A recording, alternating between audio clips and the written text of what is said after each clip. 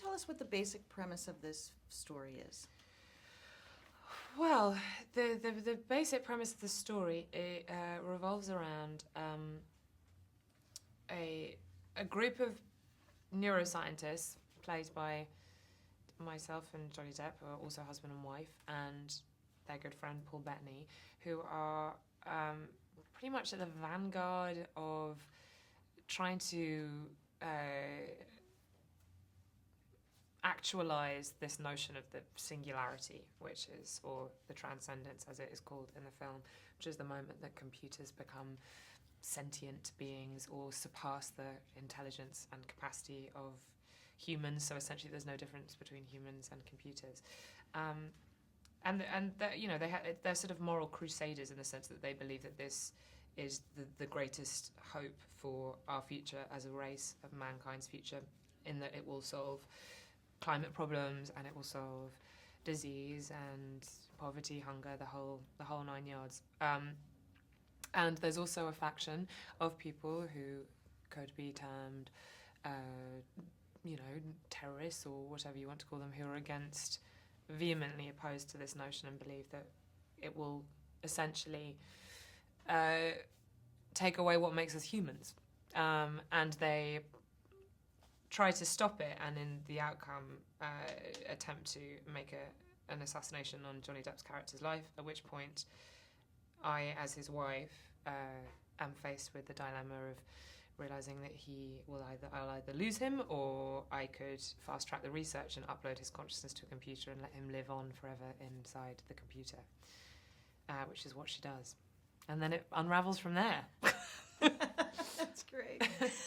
So how is Evelyn's relationship, Evelyn and Will's relationship, before he's uploaded into the computer compared to what it is after? How does it change? Well, it's set up very quickly, their relationship, but you get the sense that the casters are this sort of idealized couple. They share everything.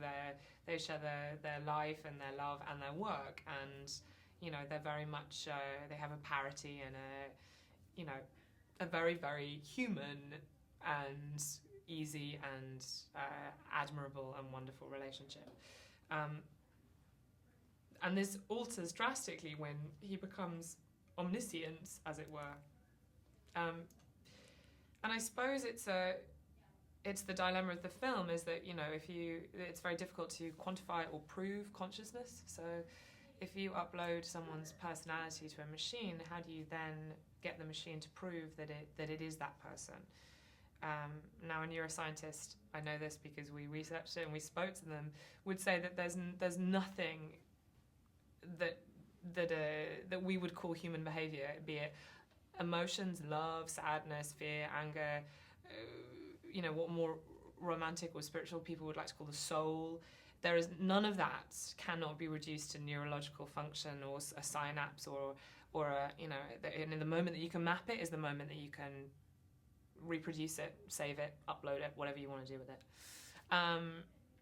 But that's from their perspective, of course, scientifically, but philosophically, it's still something that's questionable.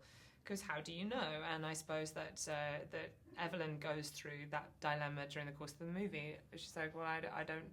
How does one know that this really is my husband? Mm-hmm. Or I certainly can't touch him. I certainly can't have the relationship that I used to have with him. So of course it alters drastically, and she doubts it.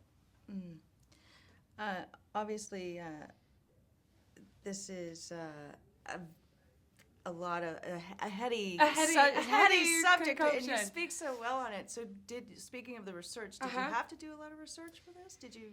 I didn't. I suppose I don't have to. Nobody's ever holding me at gunpoint to do research, but I have to say I was completely naive and rather arrogant when I read the script, because I just assumed that this was Hollywood storytelling, and I was like, okay, it's good Hollywood storytelling, it's fun Hollywood storytelling, I want to see it, and it's raises some interesting philosophical points, and then a rudimentary Google search, and suddenly mind expands about exponentially, vastly. My eyes are opened as I realise out there's, futurists, transhumanists, people that believe that the singularity is coming in 2045. Some people believe it's coming in 2020 something. It's like, it's bananas what's out there, and it's all very, very real and very, very near.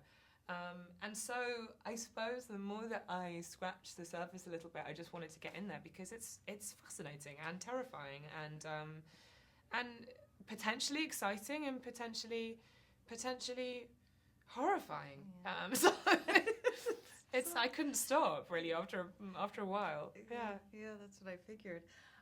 You've got this great cast of actors here all together, and you've got a first-time director, Wally Pfister, who is a legend in his own world before this. How was that to work with all these people? Well, Wally, I met Wally a while back when he was a DP, and was very fond of him then, and I just sort of instinctively knew that he would have a great vision and be unique and be something special as a director as well as a DP.